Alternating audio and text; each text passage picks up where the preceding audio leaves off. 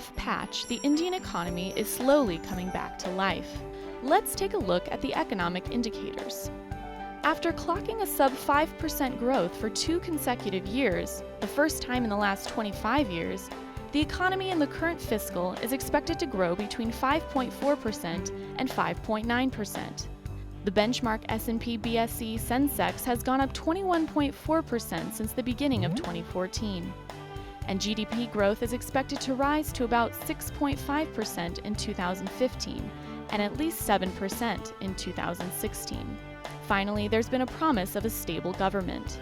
The encouraging economic data has significantly minimized the risk of macroeconomic instability. The Indian rupee is showing greater signs of stability, and the current account deficit in the last fiscal came down to 1.7% of the GDP, compared with 4.7% of the GDP in the previous year.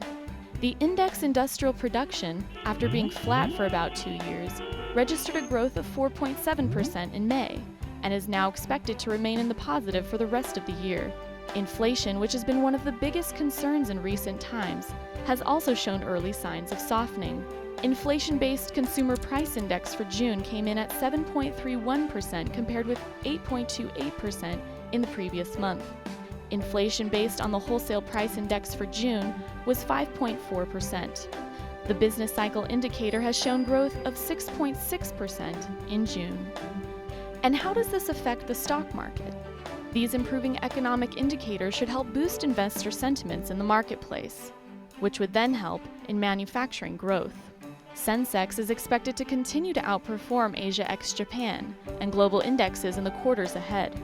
And over the next 5 years, the market is expected to provide around 15% compounded annual growth rate, driven initially by multiple expansion and then by earnings growth as economic growth picks up.